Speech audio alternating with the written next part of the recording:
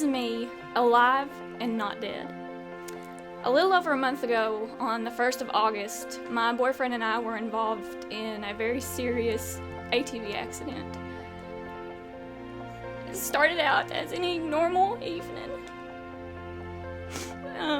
A group of us got together and we were going to go on a night ride in our Razors, which is a type of ATV.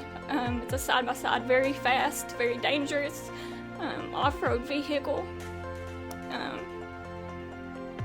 We were waiting for a few more of us to get together, and it was about 6:30, 7 o'clock in the evening on a Saturday. And the place where we were actually going to start riding was past my boyfriend's house, and we had to ride past his house to be able to get to the trail. We started out, we were the second ones in the line, and when we went past his house, it switches from blacktop to gravel, and we were traveling on the gravel road about 30 miles an hour, and we went around a curve, and the back end of the Razor started to fishtail. And I remember seeing Jordan fighting with the steering wheel, trying to get it straightened up, but it was, he had no control. And I remember him telling me, hold on, because it's getting ready to get rough. But it was already too late. We went up an embankment and we started to flip.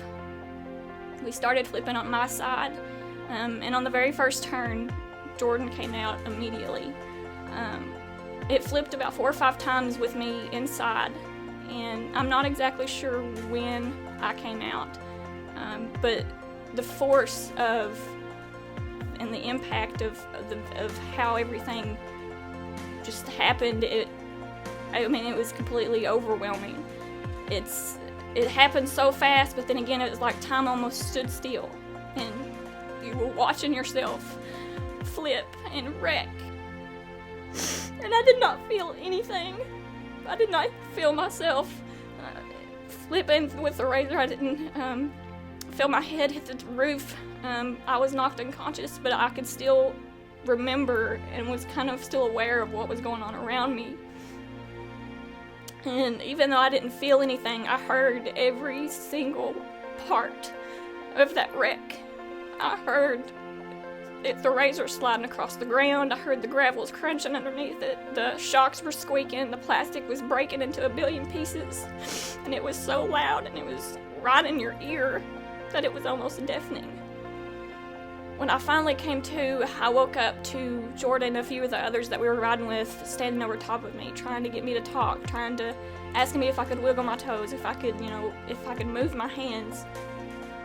And at first, I couldn't. Everything was just numb. And I was just lying there just looking up at the sky and couldn't feel anything. I didn't know if I was even going to live or not. I thought I was completely paralyzed.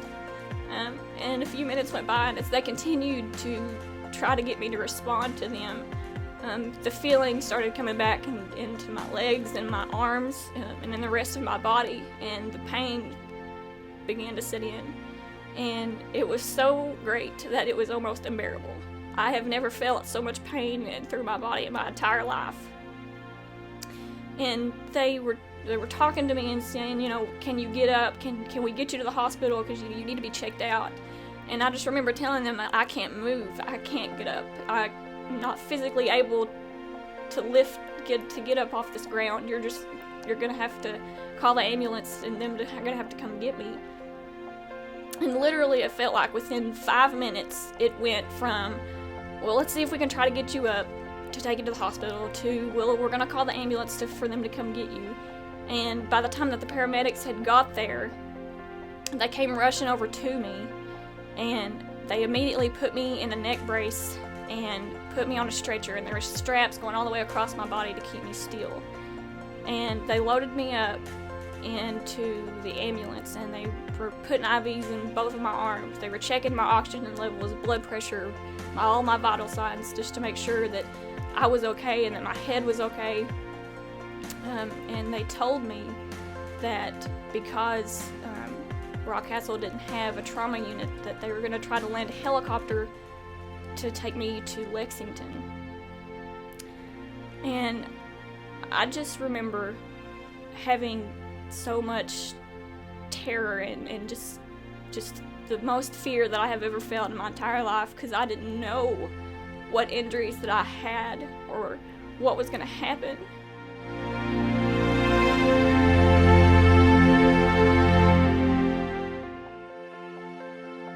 Once I got to the hospital, it was absolutely crazy. The ER at UK was so busy. There was doctors, there was nurses running all over the place.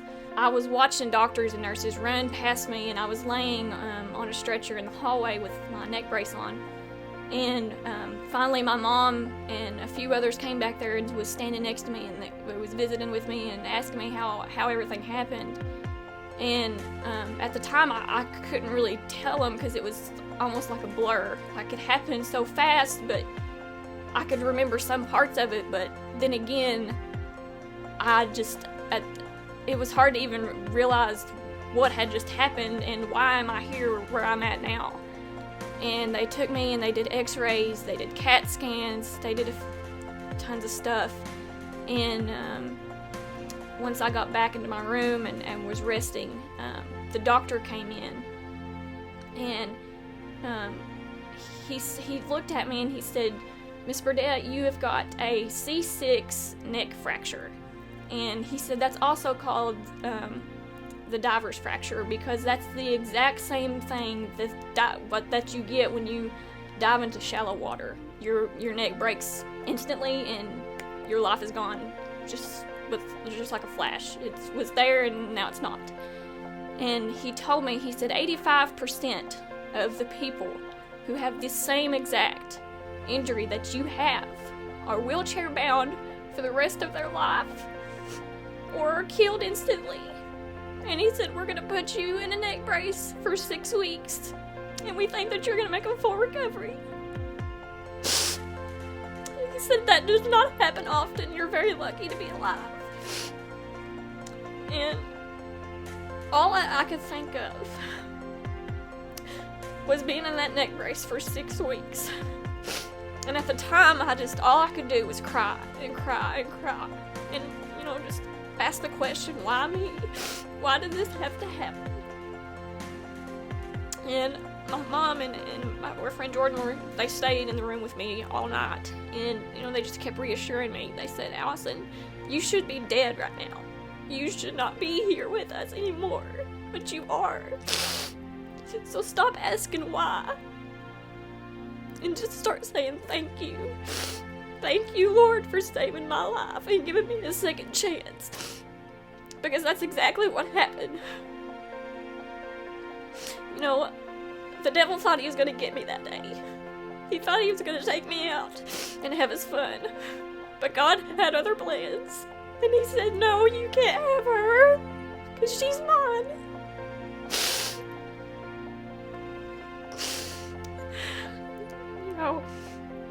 85% is a big number. And I am so blessed and so thankful to be able to say that I'm one of those odds that made it through. I should not be here. They should have had a funeral for me. I should be gone. But I'm still here, and I have a story to tell about the day that God saved me and picked me up out of the razor and laid me out of harm's way. And just the other day, I went back to the doctor, and when the neurologist walked in, he looked at me holding my brace, and he said, "Are you ready to get that thing off?" And I said, "Yes, I am."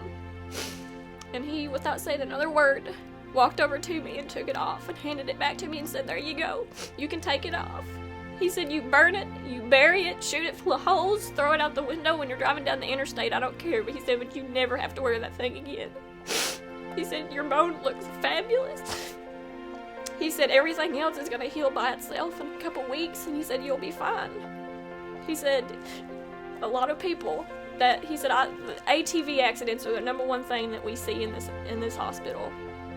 And he said, the kind of accident that you had and the kind of injury that you've suffered,